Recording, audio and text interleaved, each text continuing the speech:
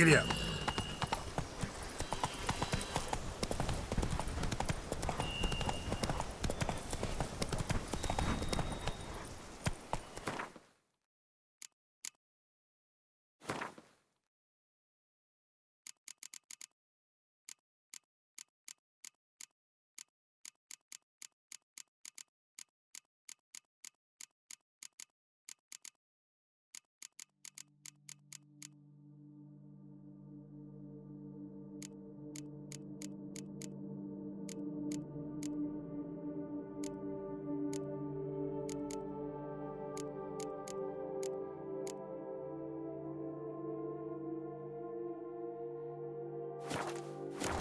Hey-ya!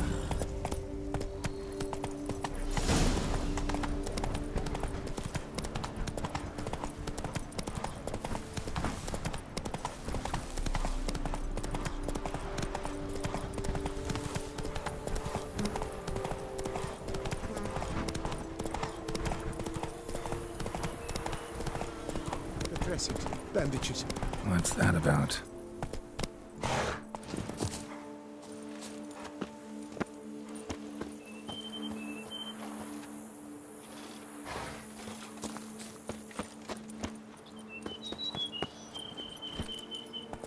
The dressings, bandages.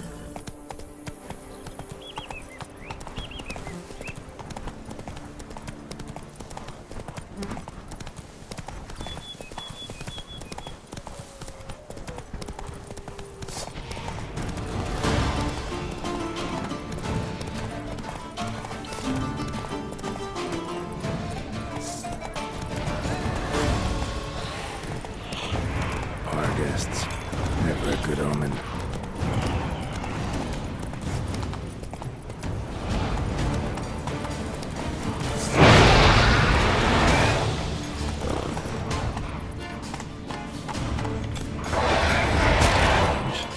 Get a sense that the spoons are being into some kind of rhythm. Trying to tell me something.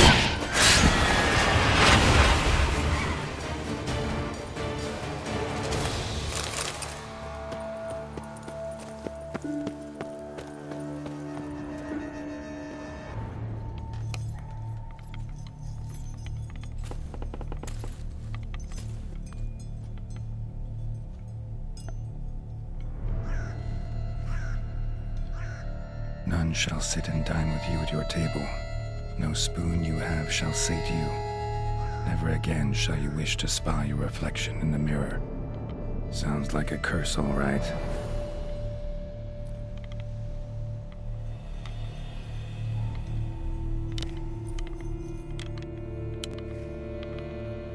Somebody's clearly obsessed. Regis mentioned the place might be cursed. Can't be a coincidence. Need to look around.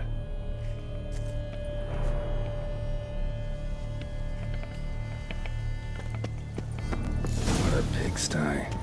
Need to search it thoroughly. Find a way to collect some white saliva. White's obsessed. A real collector. Thoroughbred. Spoon. Pretty ordinary. Maybe a little old. No spoon you have shall sate you. Whatever lives here treated that literally. Still searching for the right spoon. Spoon's incredible. The craftsmanship. Must have graced a rich man's table.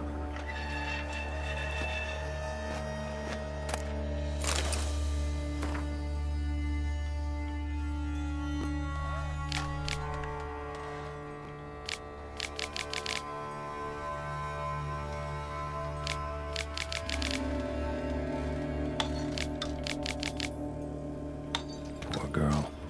Realized she was changing into a monster. Recorded it in her diary. Poignant. Smashed mirror. As if someone couldn't stand to look at themselves. The monster. Journal's author, maybe?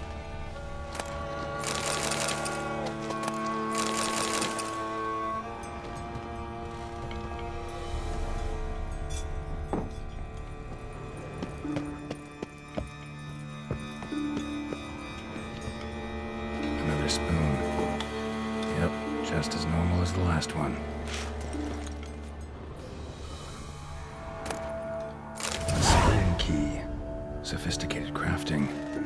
bears a description. White's a true collector.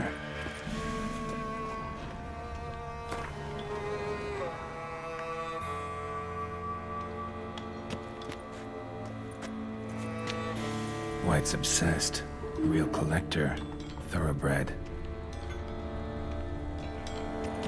Skeletons. Doubt they came here willingly. This have anything to do with the curse? None shall sit and dine with you at your table. It'd make sense.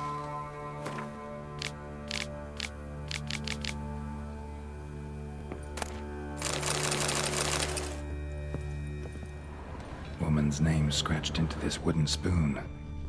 Romantic. No claw or fang marks. Probably choked to death. Broken neck. Indentation in the skull's lateral surface. Smacked in the head with something heavy. Right arm bit right off. Teeth all knocked out. Somebody tried to force feed him. Spoon. Pretty ordinary. Maybe a little old.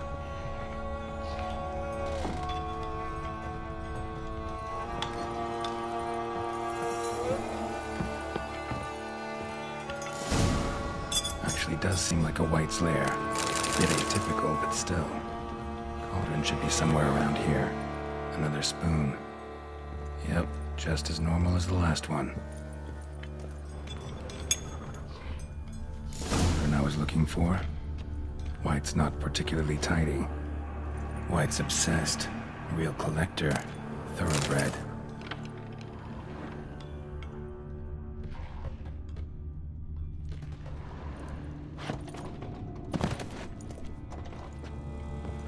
Spoon. Pretty ordinary. Maybe a little old. Table's set. White who lives here is getting ready for some sort of feast. White that lives here, definitely afflicted by a curse, and it's been trying desperately to lift it. Cauldron's empty, unfortunately. We just need some brew. I'm afraid he won't get that. No choice but to hide and wait for the saliva glands and their bearer. Need a spot that'll let me observe the cauldron. Another spoon. Yep, just as normal as the last one.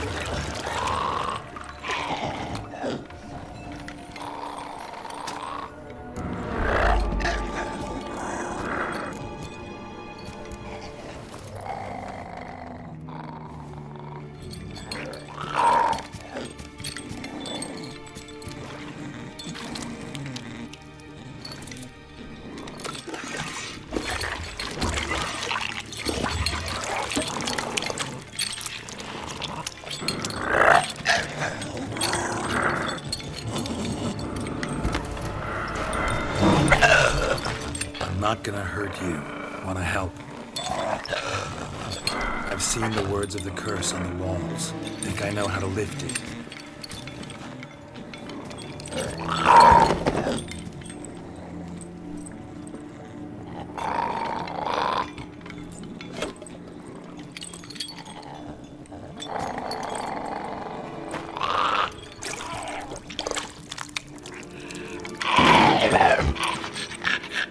Tried to bring folk here, convince them to sit at the table with you, right?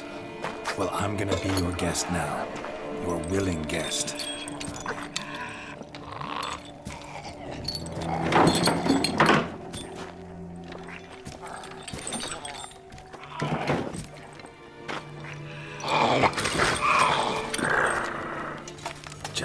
it for Regis.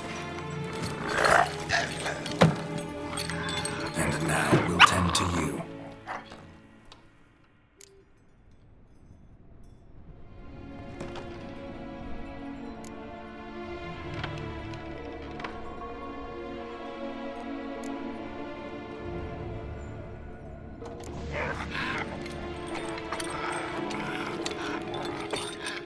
We can't use spoons.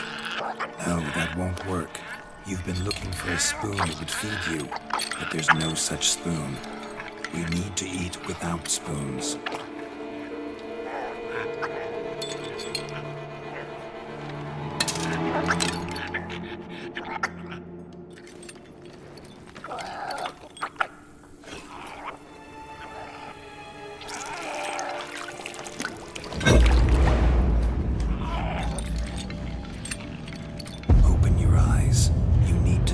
Likeness.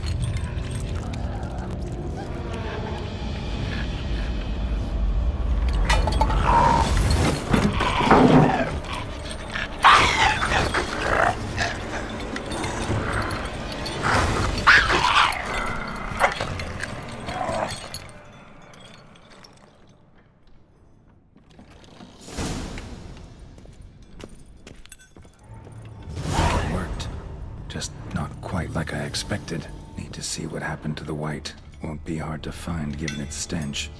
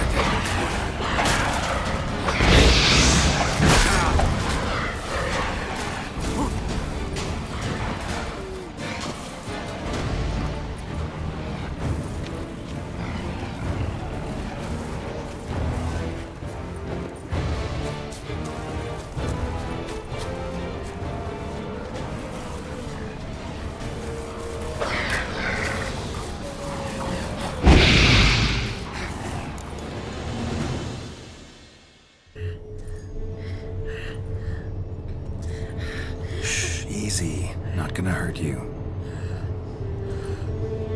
Eat.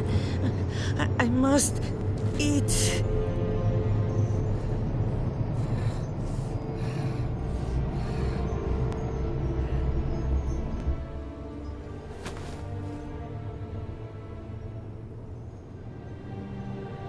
I'll take you someplace safe.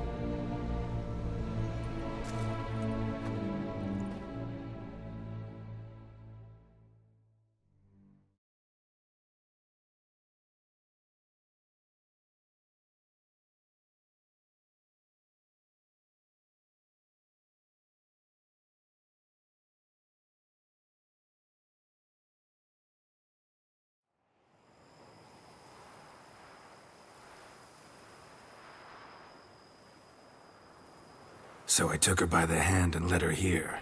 Seemed the only sensible place for her. You did the right thing, sir. She should recover quickly here. I'm deeply pleased, finally, to make your acquaintance, sir, though I do regret the specific circumstances. In all the commotion, I fear I neglected to introduce myself.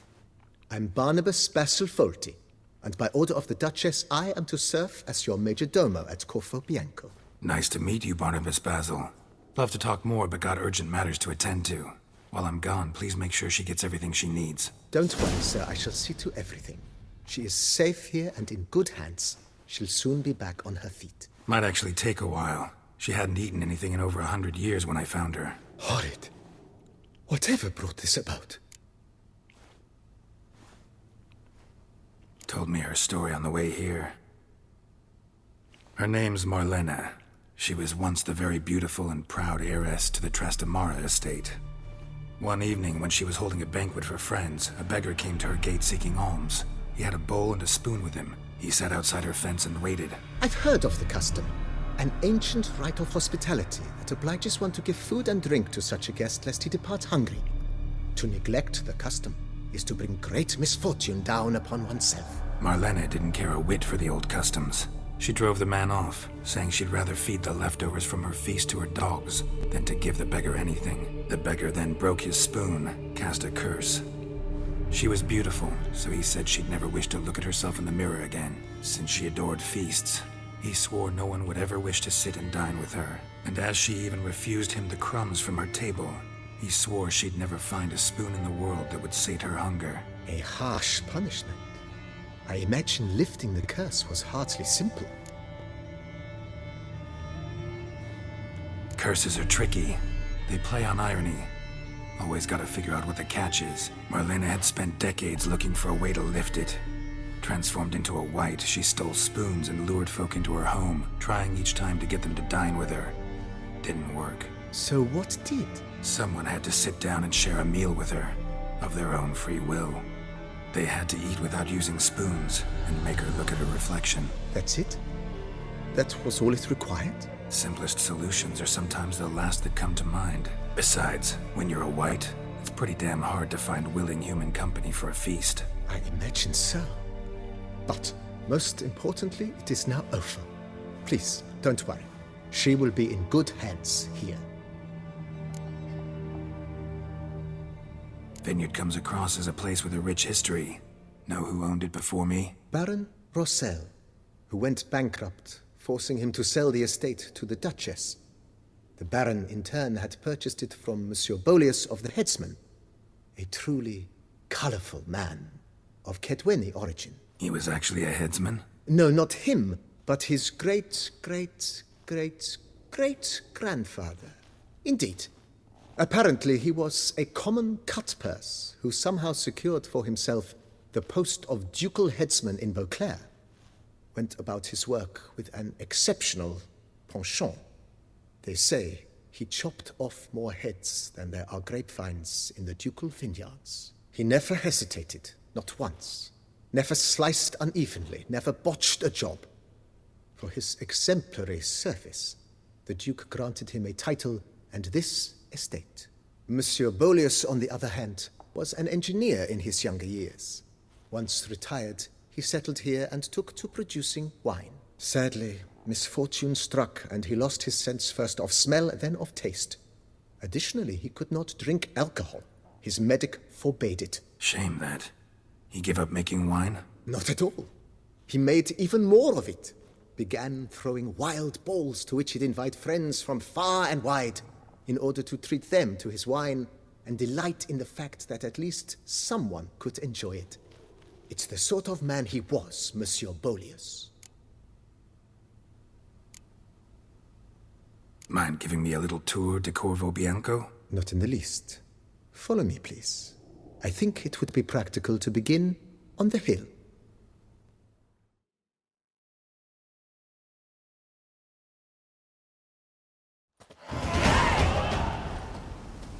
Behold, sir, your estate in all its splendor.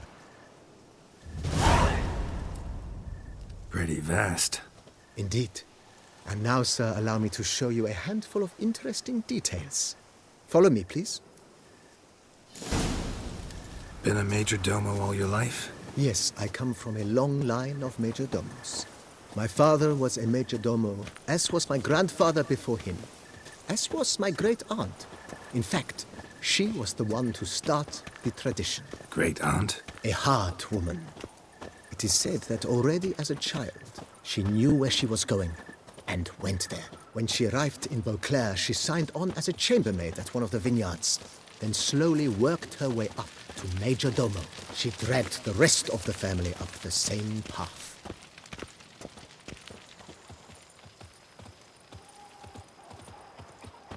The servants' quarters. I occupy the green home. With the Duchess's permission, I have hired a full staff. Their salaries to be paid from the ducal treasury. Nice of her. Not the most sightly part of the estate, I admit. But I think it's worthwhile for you as master of the domain to know where the help stays.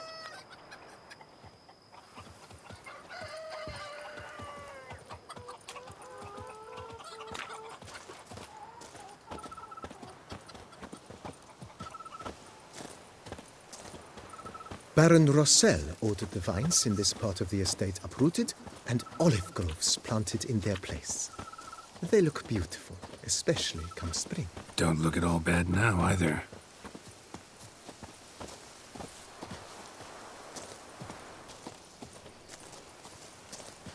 Down below lies your vineyard, where we grow a strain of Carfanere, one of the world's oldest. Aged in oak barrels, it provides for an exquisite wine with distinct blackberry, wild cherry, plum, and cinnamon notes. Marvelous. Have to try it one of these days.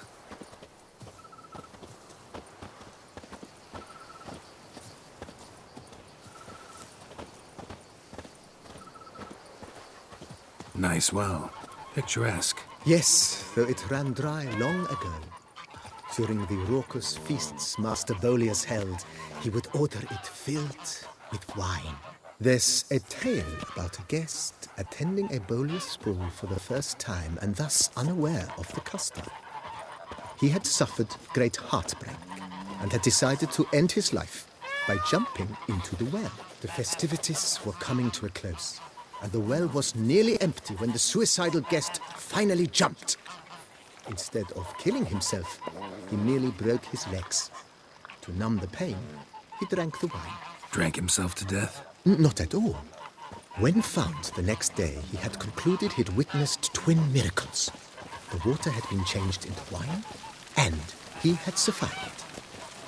He retired to a monastery in the Dragon Mountains and began preaching the wisdoms of Lebioda. Follow me, please.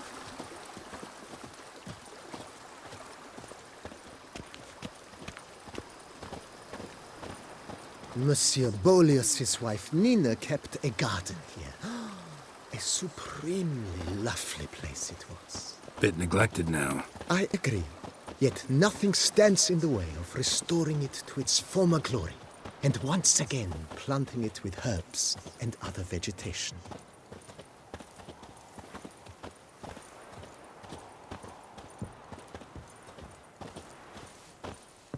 Madame Nina planted diminutive, delicate flowers and herbs here. One might say their aroma still hangs in the air. You're quite the romantic, Barnabas Basil. Follow me, please.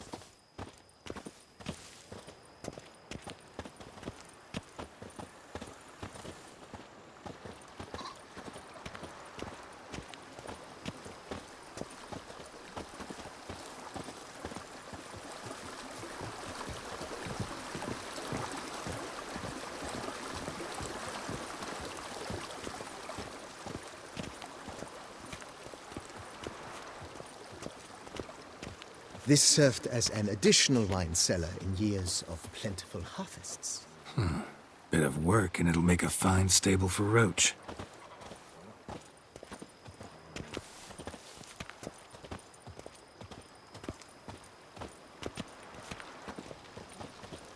The cellars, voila. During Monsieur Bolis's time, wine was kept here, but Baron Rossel used it to store olive oil as well. I took the liberty of cleaning up the mess, which... I made while fighting the Bruxa. Thanks, Barnabas Basil. Appreciate it.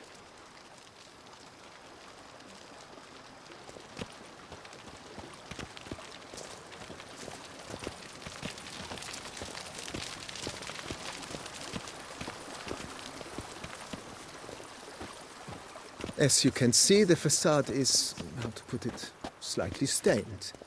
But one cannot deny it, a certain subtle southern charm. True, though it could use a bit of subtle paint.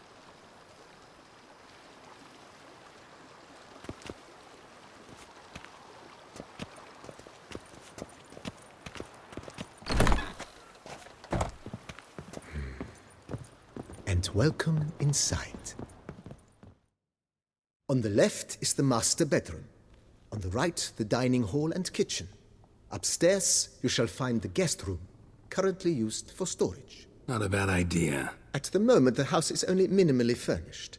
Yet I believe we will, together, devise some innovative arrangements. A few paintings, for instance, would breathe new life into the abode immediately. With that, sir, you've seen the full lay of the land.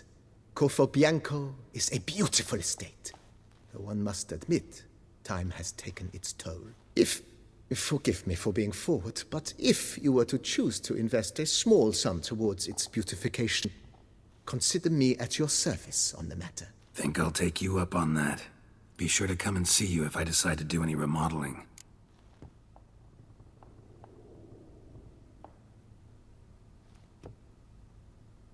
Mentioned the place could stand to be spruced up. Oh, most decidedly, sir. The question is where you would like to begin this rejuvenation.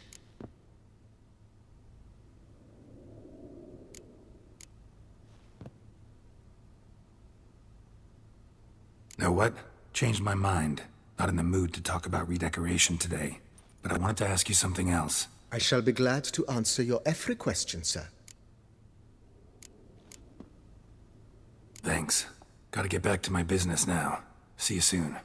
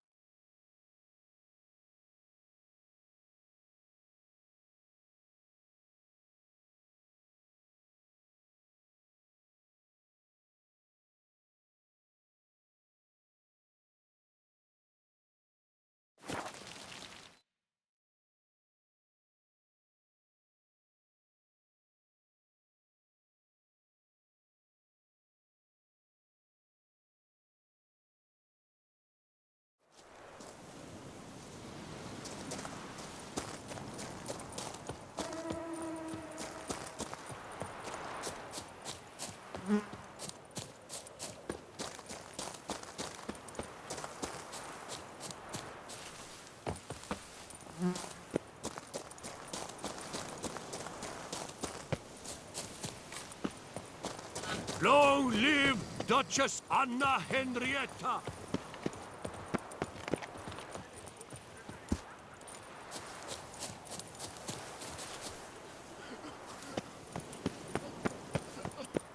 Remember me? I lent you coin for wine.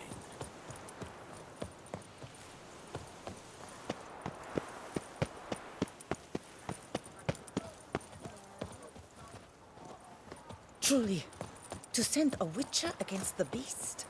It's as if one sought to treat the clap with cramps.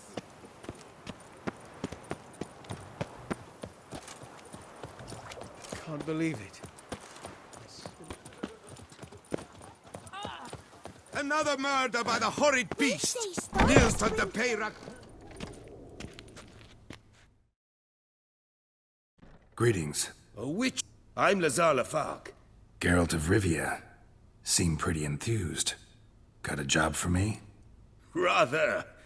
Mind you, it's no monster hunt, but I'm sure you'll be interested all the same.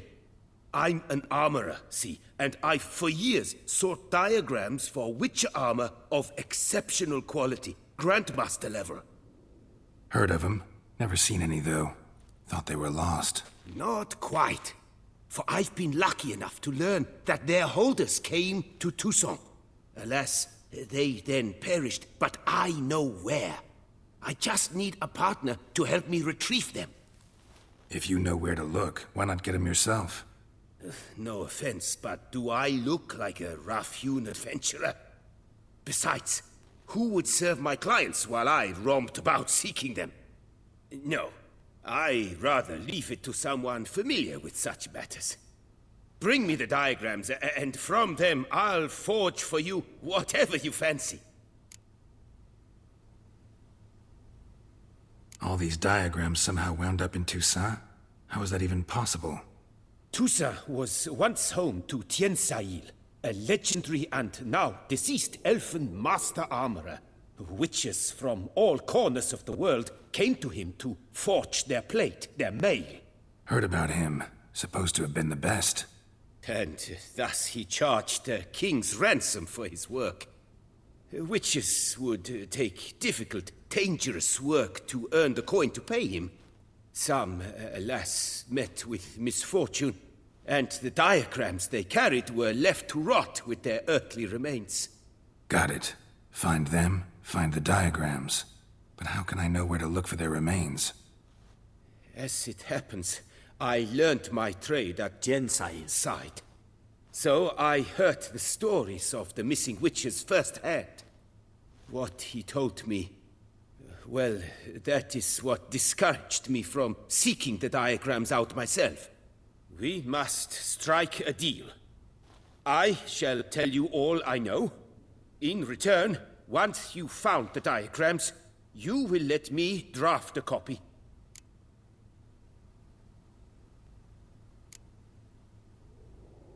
This elven master, how'd he end up taking a human for an apprentice? My father forged armor. As a youngster, I helped him, then began forging my own pieces. Master Toussaint saw my work and offered to take me on as his apprentice. Only now, years on, do I realize the honor that was. Alas, my master perished in a massacre later, slain by racists. Though he taught me everything he knew, I did not manage to complete the guild's requirements for Grand Master while he lived. I know I have no equal in the trade. Yet, until I complete Witcher armor of Grand Master quality, I shall never be certain I've become my teacher's equal. Where do I look for these diagrams? I know of 5 likely fallen witches, each from a different school of the wolf, griffin, cat, bear, and manticore. Which should I start with? Tell me about my brother, the wolf. His name was Aton. I remember him well. My master liked him, helped him find a safe, yet well-paid contract. A few years ago, an archaeological expedition arrived in Toussaint from Castel Gropian. They questioned my master about the elfin ruins at Termes. He warned them of the danger there and recommended they take Aton as an escort. What kind of danger did he mean? Any idea? Legend claims wraiths haunt the chambers beneath Termes. I cannot say if there is any truth to this, but both the scholars and the Witcher disappeared without a trace. The Griffin. What can you tell me about him? He came some 200 years ago, but my master remembered him well. This Witcher was not stripped of emotions, you see, as his colleagues were. He had taken on a contract at Fort Usa and required better gear. He showed my master his diagrams, paid a deposit, and was never seen again. Apparently he rode off one night from the fort, never to return. Any idea where he went? No, it said he left in a rush, so he may have left something behind. Only ruins remain of Fort Usa, but you may wish to search them. Let's talk about the cat. A year ago, Bartolome de Launay, the ducal armorer, asked me to confirm the authenticity of a Witcher diagram he had received by messenger. You see, at the time he was working on new armor for the ducal guard. A Witcher from the School of the Cat offered to sell him diagrams for a full set of gear.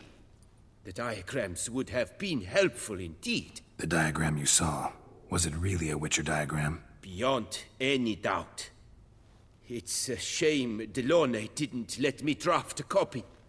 He was quite shaken up, afraid the Witcher might simply kill him and take his coin. Possibly a well-founded fear. Soon after, Delaunay disappeared without a trace. I would have searched his former home for clues, but it has fallen into disrepair, and it is simply too dangerous there. Tell me more about the bear, can you? He appeared shortly after Master Toussaint took me on as his apprentice. I remember the bear-head medallion that hung from his neck. I remember a towering Witcher who haggled like a fishwife. Witchers never have too much coin. True. This one clearly was not wealthy. But he pledged to bring us coin after he completed a contract at the Toussaint vineyard, where a building had just collapsed. Time passed. The bear never showed, and my master sent me to the Toussaint estate. As it turned out, the Witcher had indeed accepted a job. Yet that was all they heard of him, and that is all I know. School of the Manticore. Probably know the least about it, though once, long ago, wore some armor forged there. My master said the Manticores have their fortress in the Far East. A century past, one of their number came to him, a Witcher named Merton. He made a poor impression on my master. He stank like a dwarfen still, and quarreled fiercely all the time. Toussaint slammed the door in his face and told him to return when he sobered up. He would conduct no business with a drunk. The Witcher, however, failed to return. Folk say he got into a booze-fueled brawl with the ducal guard. He was arrested and sentenced. Bastoy prison, where he was held, well, it's been a ruin for years. Still, you may want to start your search there.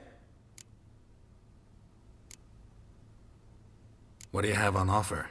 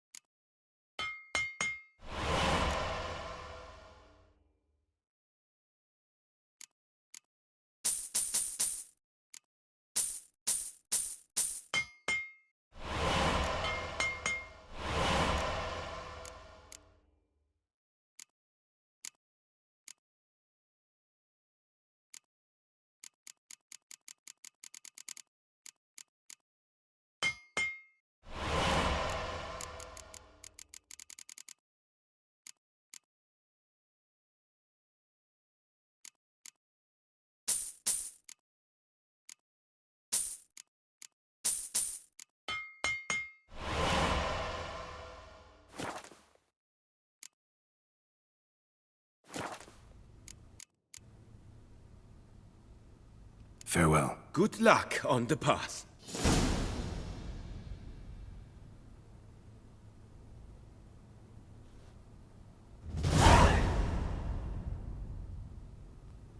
Beware of the...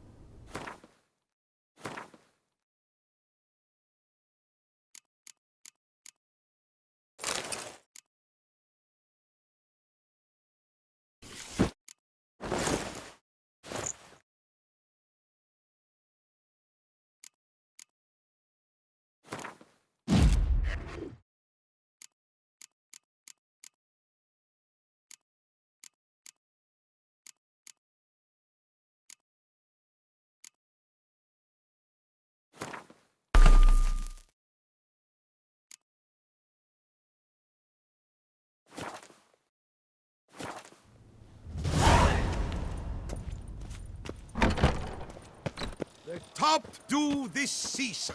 A quaff beyond compare from the friseur Jean-Louis Ludovic. The latest in Catholic styles.